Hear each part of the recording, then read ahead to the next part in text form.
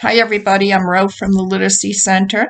Today I'm going to read for you a folk tale called The Seven Chinese Brothers. You may remember that I told you that a folk tale is a story that was passed down orally, which means through the mouth, from one generation to the next. So grandmas told their grandchildren, and then those children told their children, and it kept going on for years. And at some point, somebody decided to write folk tales down. This particular folk tale, of course, as it go down through the years, it changes. I remember reading it many years ago where it was the five Chinese brothers, and I actually like that version a little bit better. But the book that I have is the seven Chinese brothers, and these brothers have special powers. Each one of them has a different special power. Today we would probably call them superpowers. So they are superheroes. But nobody knew that at the time. Okay, let me start the book for you. And I do need my glasses, definitely, for this one. The Seven Chinese Brothers, and the person who they say it's by, okay, just is retelling the story. They really don't deserve credit for it.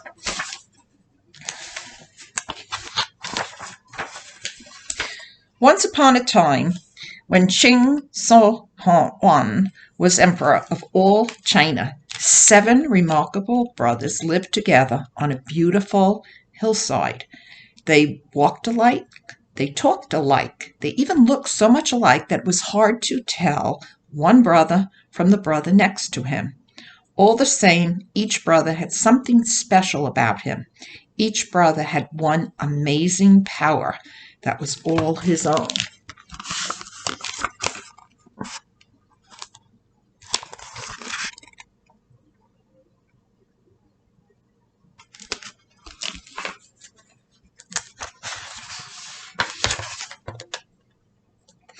First brother's amazing ears could hear a fly sneeze from 100 miles away, while second brother's amazing eyes could look right across the 100 miles and see the fly sitting on the Great Wall of China, sneezing and feeling very sorry for itself.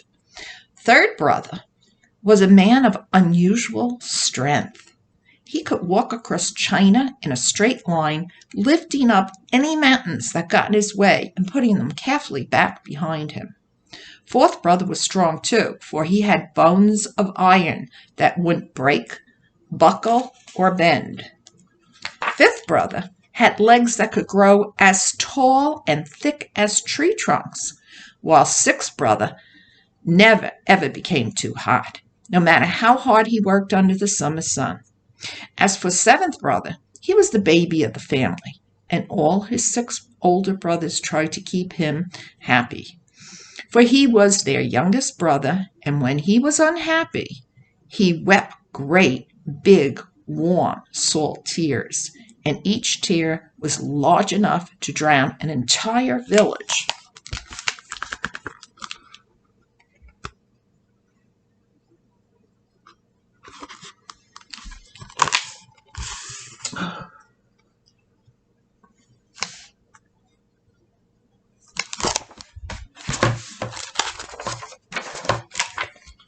The seven brothers lived very happily together, and seventh brother never once had anything to cry about. But one day, as they worked on their hillside, first brother lifted his head with his amazing ears on either side of it and said, "I can hear such a moaning and groaning 100 miles away by the Great Wall of China. Second brother, take a look and tell me what the trouble is all about." So the second brother turned his far-seeing eyes toward the great wall. "Ay," he cried, "there is an enormous hole in the Great Wall of China. I see 100 poor men working day and night, night and day. They look so tired and weak. Perhaps they are not allowed to sleep or eat until the hole in the Great Wall of China is repaired."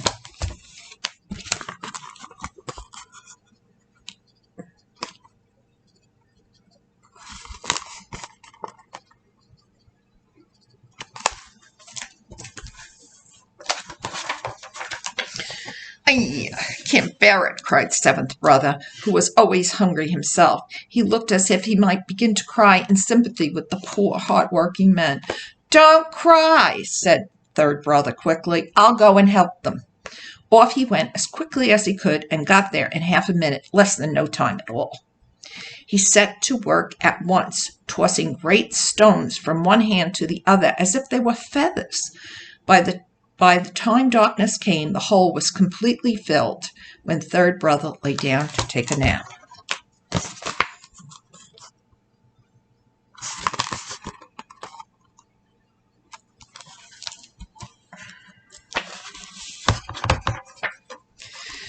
But when the emperor heard that a single man had repaired the hole in one afternoon, he was not at all grateful. Indeed, he looked very worried. "A man as powerful as that is more trouble than he's worth," thought the emperor to himself. "Strong men can be very useful to an emperor, but this one is too strong. One army may not be enough to catch him. I'd better send two." When third brother woke up from his nap, he found himself surrounded by two armies. "By the command of the celestial emperor, whose face is more dazzling than the rising sun, you are to be executed in the morning," proclaimed the generals of the two armies. "Take the prisoner to the palace of the emperor," they ordered.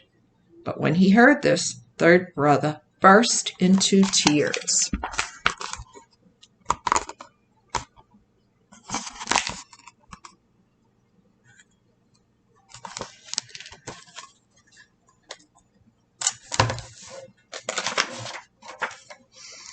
"100 miles away on the beautiful hillside, first brother heard third brother crying. Third brother must be in trouble," he claimed. Second brother looked far into the distance. "Third brother has been taken to the palace. He's surrounded by two armies. They are going to execute him in the morning. No wonder he is crying." "Don't worry," cried fourth brother, who saw that seventh brother was about to cry too. "I will change places with him. The celestial emperor, whose face is more dazzling than the rising sun, can try cutting my head off as many times as he likes. Perhaps that will make him feel better." Off he went as quickly as he could, and he got there in half a minute, less than no time. He sneaked in between the two armies to third brother, who was wide awake and waiting for him. So third brother went home, and fourth brother took his place.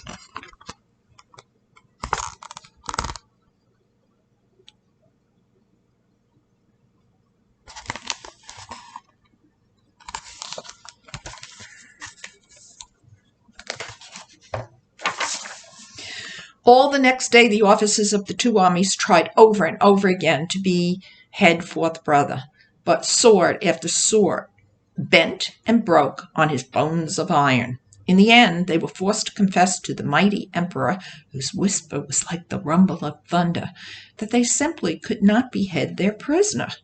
"A man with bones of iron," roared the mighty emperor. "Drown him in the deep sea tomorrow."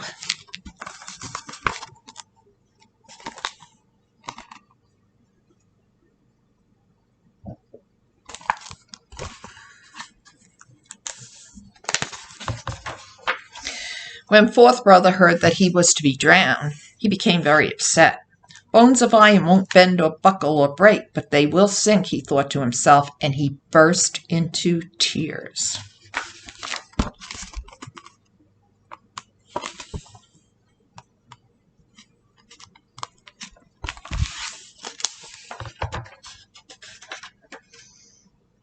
"100 miles away on the beautiful hillside," first brother heard fourth brother begin to cry. "Fourth brother is crying," he said. Second brother looked into the distance. Tomorrow morning they're going to drown fourth brother. No wonder he is crying." "Don't worry," fifth brother interrupted. "I will change places with him. The mighty emperor, whose whisper is like the rumble of thunder, can try to drown me as many times as he likes. Perhaps that might make him feel better." Off he went as quickly as he could and got there in half a minute, less than no time at all. He tiptoed past the guards to fourth brother, who was awake and waiting for him. Swiftly They changed places, and fourth brother went home.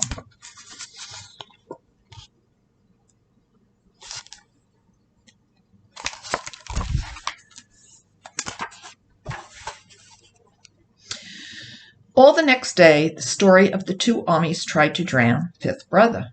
They threw him into the deep sea, but his legs grew so quickly the water only came up to his knees. They tried drowning him into deeper water, but the deep, deep water only just reached as far as his waist. Finally, they threw him into the deepest part of the sea, but even the deepest part of the sea only came up to his neck. Waves broke under his chin. "Ah," said the fifth brother, smiling happily, "how lovely and cool is the deepest sea water of all." "He is more dangerous than I imagine," muttered the splendid emperor, whose merest glance was like a flash of lightning. "He won't drown, but he might burn. Into the fire with him tomorrow morning," he commanded.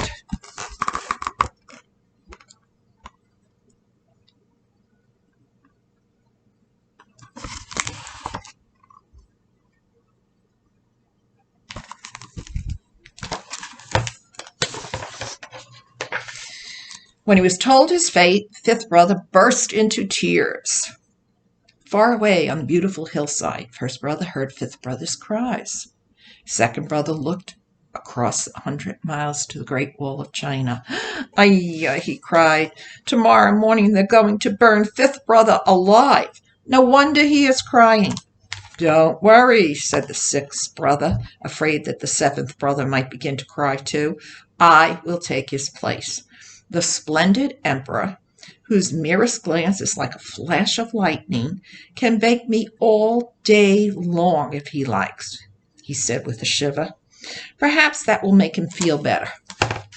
Off he went as quickly as he could, and he got there in half a minute, less than no time. He tiptoed in between the two armies, and he found fifth brother, who was awake and waiting for him. So fifth brother went home, and sixth brother took his place.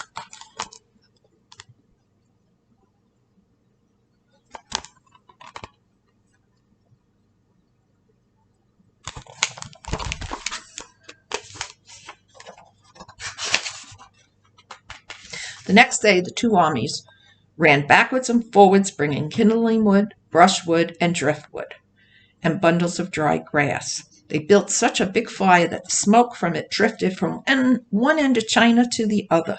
But sixth brother never, ever felt too hot. Baking in the sun of the blaze, in the heat of the blaze, he sighed with happiness. "How kind of the noble emperor to let me warm myself in his very own fire," he said.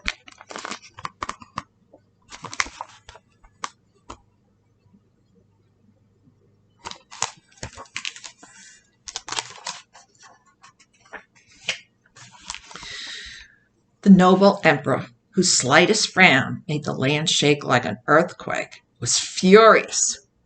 "Send for the royal archers," he ordered. "In the morning we will shoot this man full of arrows." Sixth brother burst into tears.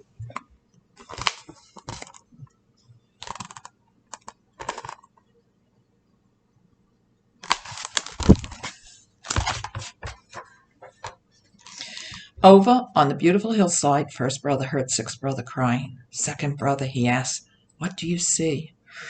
"Ay," cried second brother, "tomorrow morning they're going to shoot sixth brother full of arrows." The brothers looked at each other. "There is nothing for it," said first brother. "We cannot leave sixth brother to die alone. We will all go to the noble emperor, whose slightest frown makes the land shake like an earthquake. He can shoot arrows through all of us. At least we will be together." The brothers started their journey to the place. But poor seventh brother was so upset that he couldn't help crying just a little. His first tear was as big as the longest river in China, rolled into a single drop. His second tear was as big as the second longest river. Both tears were as salty as the sea. A great ocean of warm salt water swept down the road ahead of the brothers. It swept on for 100 miles.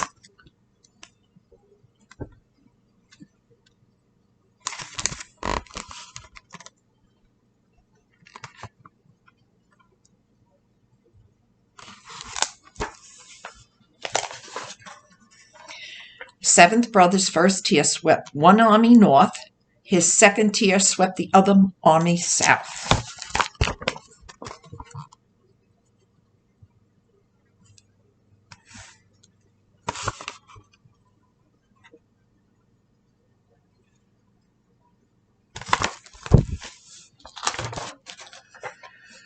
As for the emperor, he was tossed so high and so far that he is still trying to return to his palace. Seventh brother's flood of tears swept over the Great Wall of China, flowed all the way into the Yellow Sea, and all the way back again in half a minute, less than no time at all. Sixth brother was free. He hurried back up the road while his 6 wonderful brothers hurried down the road. They were reunited at the Great Wall.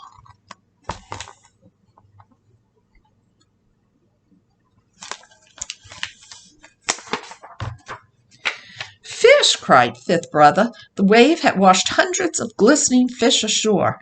There they were, flipping and flapping, piled all the way up to his knees. "Wood!" cried third brother, gathering a forest to start a fire. Fourth brother snapped his iron finger and his iron thumb. A spark leaped out to set the fire ablaze and crackling. "Fire!" he cried, laughing. "Oh, I'm so hungry," said seventh brother. "Now that we are all together again, we can have dinner and forget our troubles. I promise never to cry again, unless I absolutely must."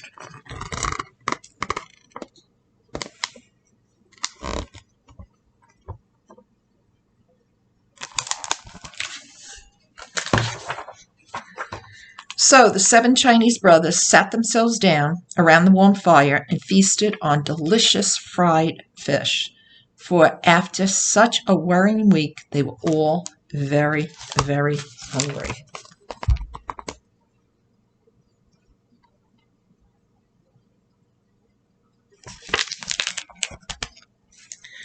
Okay, as I told you, this version is called The 7 Chinese Brothers. Many years ago, maybe about 50 years ago, when I first read the book, it was The 5 Chinese Brothers, and I liked that version much better. And if you would like to hear it on YouTube, you can put in the search box, Mrs. Clark's Reading Corner. That's Mrs. M-R-S Clark, C-L-A-R-K ' Reading Corner. And then next to that, write The 5 Chinese Brothers. And they do a good job of reading that story. Okay, see you soon. Bye.